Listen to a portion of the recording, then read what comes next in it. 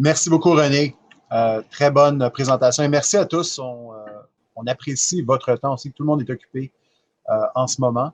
Et donc, passons tout de suite à la présentation sur l'économie.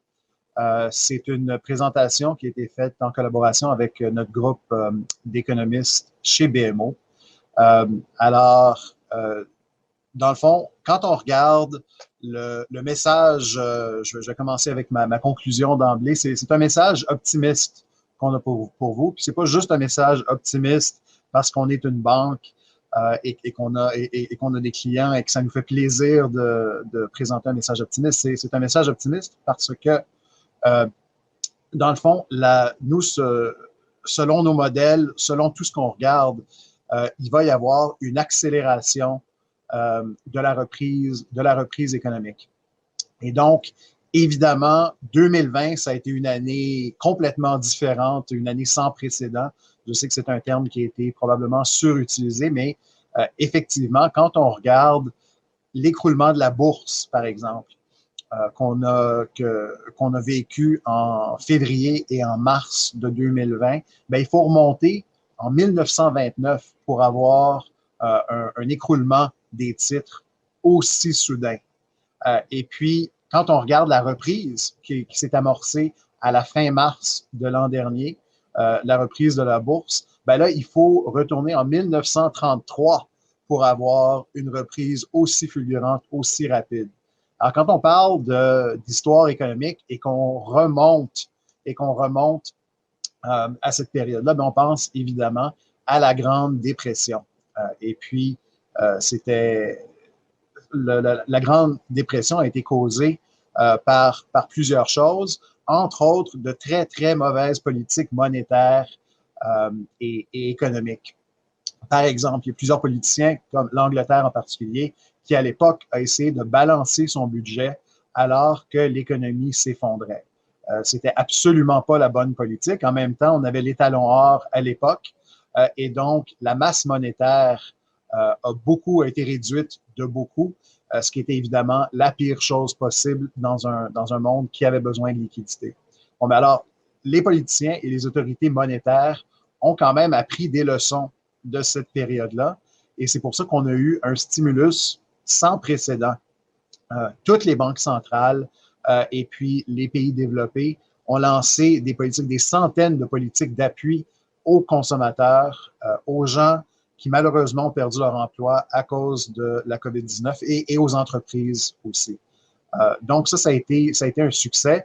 C'est clair que ça fait augmenter le déficit et donc la dette par extension. Et ça, on va en parler dans une minute. Mais c'est vraiment les marchés, les économistes, on regarde tous les nouveaux cas confirmés de COVID-19. On n'est pas encore sorti de l'auberge, pour ainsi dire, mais il y a quand même un grand optimisme par rapport au vaccin. Je sais qu'il y a une certaine controverse par rapport au vaccin d'AstraZeneca, mais il y en a d'autres. Il y a Pfizer, il y a Moderna, le vaccin qui a été récemment approuvé de Johnson & Johnson. Donc, il semblerait qu'il y ait une accélération du rythme de vaccination. Et ça, c'est quand même une très bonne nouvelle. C'est clair que le Canada tire un peu de la patte par rapport à Israël, par rapport aux États-Unis aussi. Aux États-Unis, on est rendu à 20 de la population qui a au moins reçu une dose de vaccin. Et puis, le président Biden a promis que d'ici la fin mai, c'est quand même très bientôt, il devrait y avoir assez de vaccins pour toute la population adulte américaine. Au Canada, on parle de juin ou de juillet. On verra, mais de toute façon, ce qui est clair, c'est que la tendance est très, très positive en termes de vaccination. Bon, un nouveau président, ça c'est, à notre avis, certainement à mon avis personnel, une bonne chose pour l'économie mondiale parce que ce qui s'est passé avec, c'est pas une présentation politique, et puis vous n'êtes pas ici pour entendre mes opinions politiques, mais ce qui est clair, c'est que toutes les barrières tarifaires qui ont été imposées par Trump ont causé beaucoup, beaucoup d'incertitudes. Alors, c'est pas pour dire que Biden va retirer tous ces tarifs-là tout de suite, Mais ce qui est clair, c'est qu'il va y avoir quand même plus de prévisibilité dans la politique étrangère américaine. Et ça, c'est certainement une bonne chose parce que quand on ajoute des barrières tarifaires, ça a deux effets très, très négatifs. Numéro un, ça réduit la croissance potentielle de l'économie mondiale. Et deuxièmement, c'est comme une taxe à la consommation, finalement. Alors, je pense que l'approche de Biden, puis il l'a déjà démontré, l'approche va être très différente et probablement positive pour ce qui est notre plus grand partenaire commercial.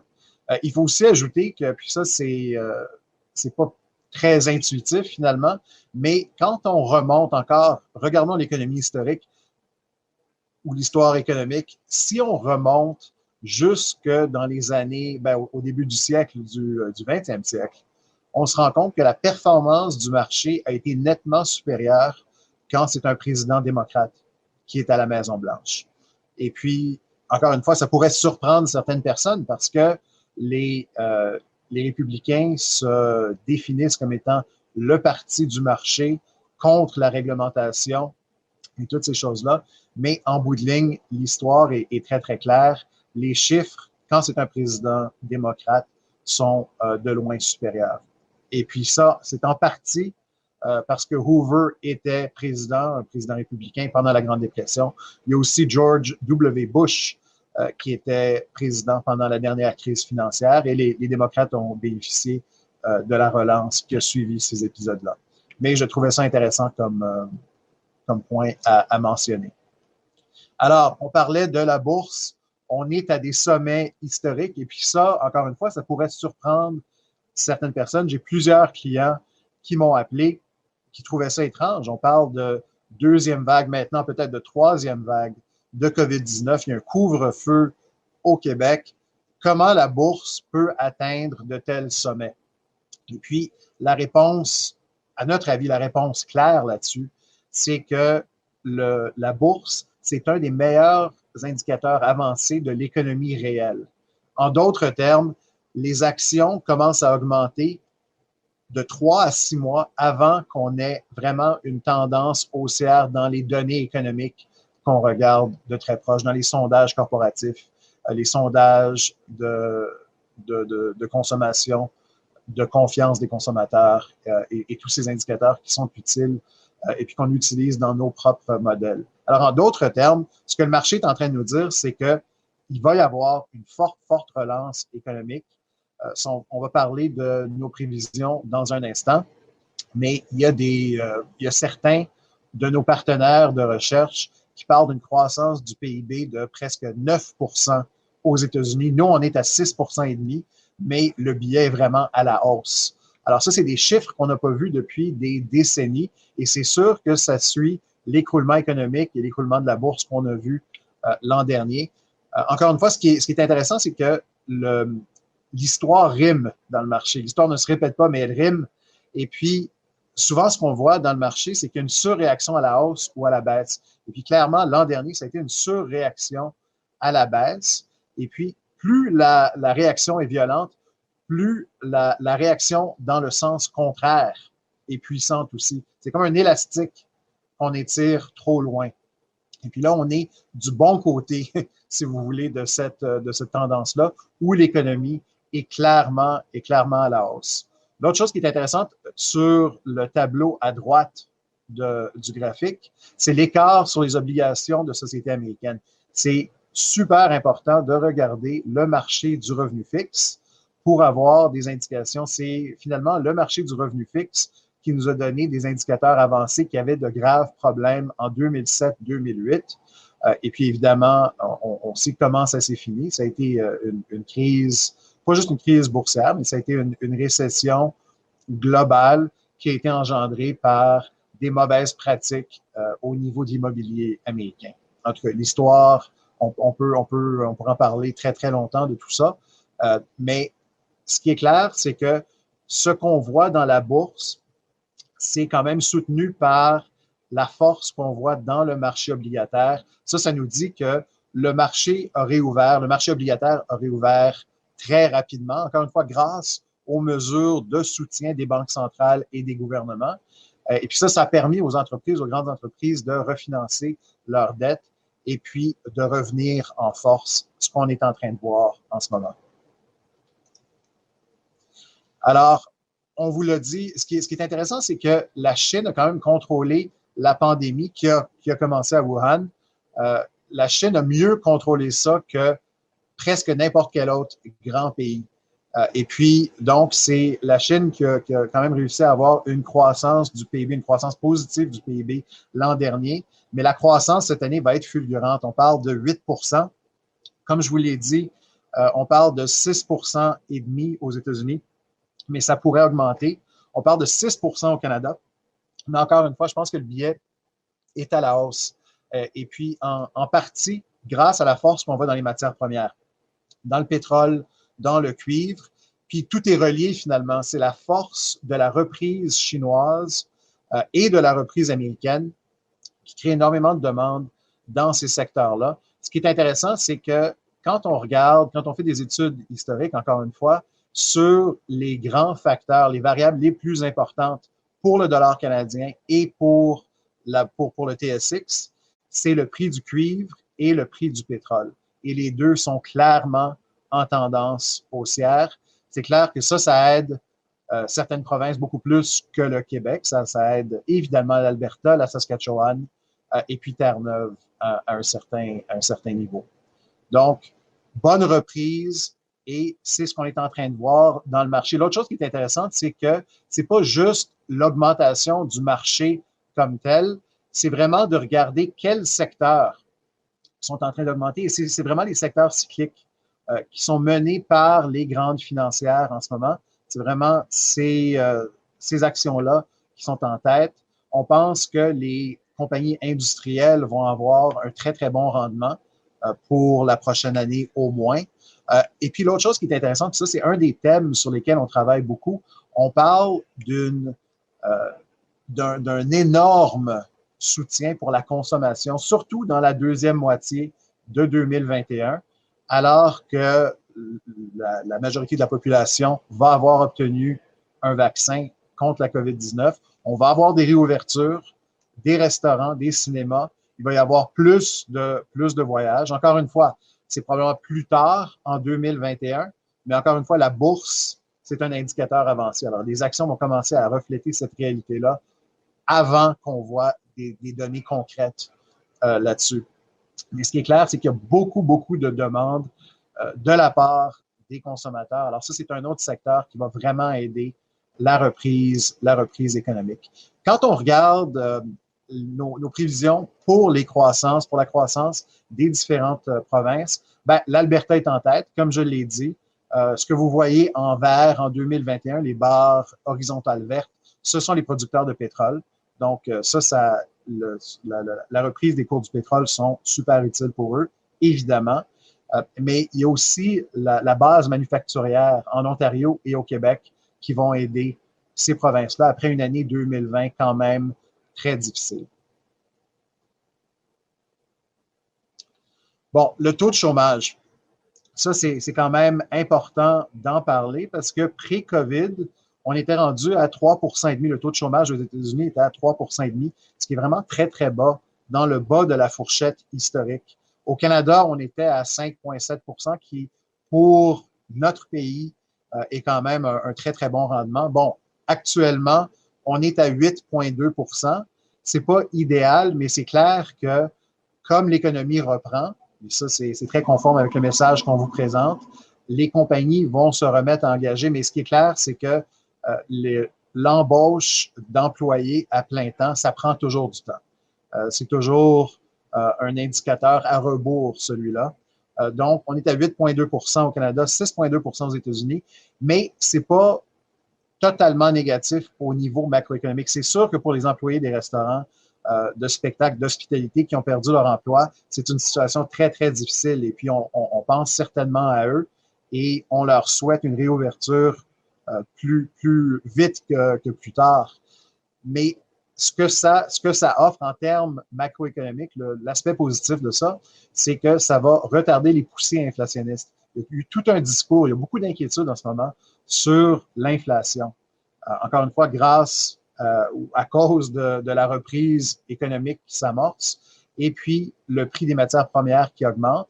Mais historiquement, ce qu'on voit, c'est que quand on tombe dans une spirale inflationniste qui est plus dangereuse, si vous voulez, c'est presque toujours parce que le taux de chômage a tellement baissé que les employés sont en mesure de demander des augmentations.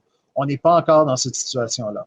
Même pour les professionnels qui n'ont pas été particulièrement affectés par la COVID-19, qui ont gardé leur salaire, tout ça, il n'y a pas beaucoup de pression sur l'augmentation de salaire en ce moment. Ça pourrait arriver en 2022, par exemple, et c'est quelque chose qu'on va regarder parce qu'encore une fois, l'inflation, c'est ce qui enraye les reprises historiquement parce que ça force les banques centrales à augmenter les taux d'intérêt. Bon, mais ce qu'on a vu de Jérôme Powell hier, c'est un message sans surprise, un message très, très optimiste pour la bourse et pour l'économie en général. Il a dit que la Réserve fédérale n'est pas prête à augmenter jusqu'en 2023, ce qui veut dire que la Banque du Canada n'augmentera pas non plus avant 2023. Donc, les taux d'intérêt à court terme vont rester très bas. Ça va soutenir la reprise économique. Mais il y a l'autre côté de la médaille, qui sont les taux à long terme. Et ça, c'est ils ont vraiment augmenté. Ça a surpris beaucoup d'investisseurs de voir la rapidité de l'augmentation des taux d'intérêt de 10 ans, 30 ans, des taux d'intérêt à long terme, finalement. Parce qu'on était dans un bas qu'on n'avait pas vu depuis des décennies. Et puis, on a augmenté le 10 ans américain qui a augmenté à 1,75 ce matin. On n'est pas loin de ça au Canada aussi. Donc, ça, c'est quelque chose qu'il faut regarder. À notre avis, ce n'est pas une augmentation qui est assez importante pour enrayer la reprise, mais c'est clair qu'on ne voudrait pas que les taux d'intérêt à long terme augmentent dans les 2,5% ou 3%. Ça mettrait plus de pression sur les coûts de financement. Ça mettrait plus de pression sur les épargnes publiques aussi, parce qu'évidemment, tous ces programmes de soutien ont coûté énormément d'argent. On parle de déficit par rapport au PIB de 16%. C'est du jamais vu depuis la Deuxième Guerre mondiale. Alors, il faut que les taux d'intérêt restent bas pour plusieurs raisons, puis aussi pour les multiples d'évaluation des actions. Mais, encore une fois, il y a une bonne nouvelle dans tout ça, c'est que la courbe de rendement, quand on parle de la courbe de rendement, on parle de la différence entre les taux à long terme et les taux à court terme. Et puis, plus cette courbe de rendement est à pic, plus c'est un bon indicateur de la force de la reprise qui s'en vient. Alors, je l'ai dit, la bourse, le TSX, le S&P 500 sont de très bons indicateurs avancés de l'économie réelle. Ben, la courbe de rendement, c'est un très bon indicateur avancé pour la bourse comme telle aussi, et aussi pour l'économie, mais c'est un indicateur encore plus avancé. Je vous dirais 1 an, ça donne 1 à 2 ans, des indications 1 à 2 ans d'avance. Et puis, on est donc à un sommet depuis plusieurs années quand on parle de la différence des taux. Et puis, encore une fois, historiquement, quand on est dans un environnement semblable, ce sont les actions plus cycliques qui ont tendance à bien performer, les financières, les industrielles, les compagnies de consommation discrétionnaire. Et regardons le tableau qui est devant vous en ce moment, revenu et épargne. On parle d'épargne excédentaire de 200 milliards de dollars, 9% du PIB au Canada, simplement parce que il y a beaucoup de gens qui ont gardé leur salaire, mais ils ne sont pas en mesure de dépenser. Il y a presque personne qui voyage dans le sud. Les restaurants sont fermés. Donc, ça a créé une situation où il y a beaucoup d'épargne excédentaire. Et puis, on ne pense pas que les gens vont aller dépenser tout leur argent d'ici la fin de 2021, mais il va y avoir une courbe d'accélération, une courbe vraiment très impressionnante sur les dépenses discrétionnaires.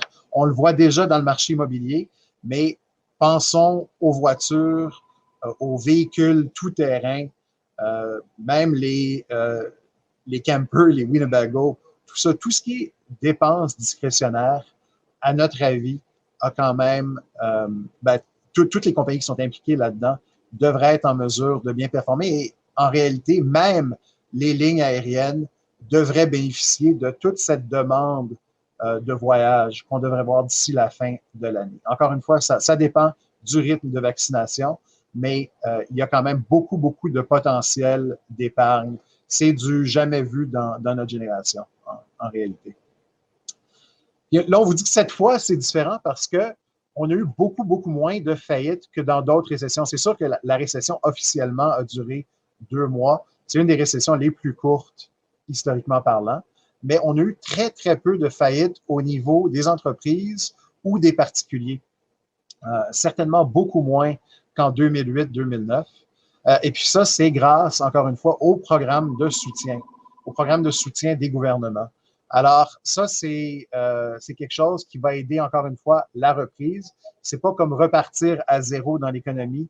Les particuliers et les entreprises, pas toutes, c'est pas tous les bars et les restaurants qui vont survivre, malheureusement pour eux, mais dans 95%, pour 95% de l'économie, on s'en est quand même très, très bien sorti. Alors, on vous a parlé du budget. C'est sûr qu'il va falloir contrôler les dépenses. Donc, il ne faut pas s'attendre à une baisse des impôts. Je ne pense pas qu'il va y avoir de graves augmentations non plus, parce que je pense que le gouvernement est très, très axé sur la reprise économique. On veut s'assurer de sortir de ce marasme économique avant tout, puis ensuite, on verra. On a parlé des perspectives d'inflation. OK, parlons du marché de l'habitation. Ce qu'on a vu, c'est une forte augmentation des prix de l'immobilier. Ça, c'est clair. La grosse différence, c'est que ce ne sont pas Toronto et Vancouver qui ont eu les plus fortes augmentations. C'est les plus petites villes qui sont à l'extérieur des gros centres. Je ne dirais pas qu'Ottawa, c'est une petite ville, mais quand même 25% d'augmentation.